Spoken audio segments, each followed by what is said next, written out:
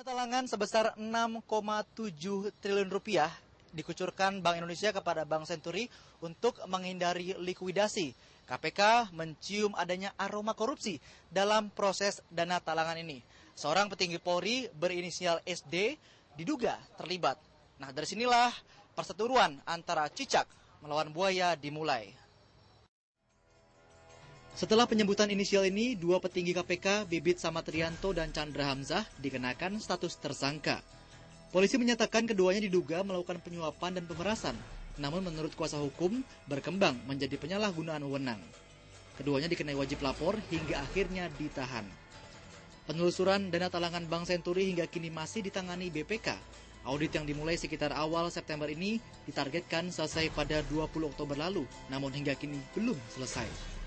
Mantan Ketua BPK Anwar Nasution kepada RCTI menyatakan salah satu kendala BPK dalam mengaudit dana Bank Senturi adalah tidak ada kerjasama dari PPATK atau Pusat Pelaporan Analisa dan Transaksi Keuangan.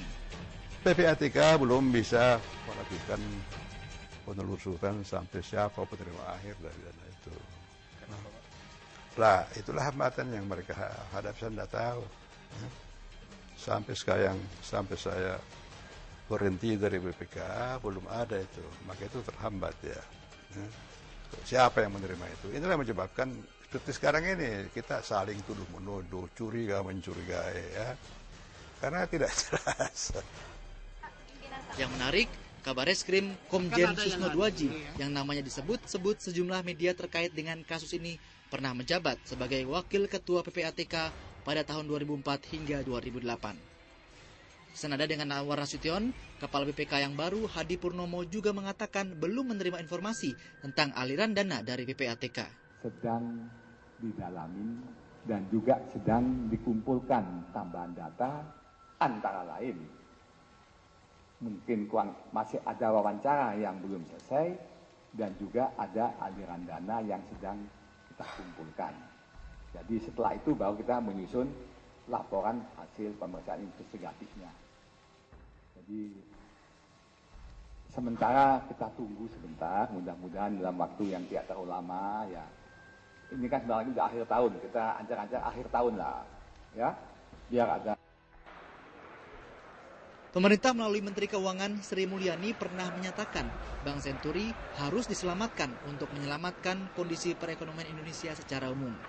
Jika Bank Senturi tidak diselamatkan, maka akan ada sekitar 20 bank lain yang ikut kolaps. Benarkah begitu? Bahasa populernya pepesan kosong kok ini Bank Senturi ini. Dan ini bank ini dibubarkan ini gak ada dampaknya pada ekonomi nasional. Kecil kok dia itu. Tidak ada dampak sistemiknya itu.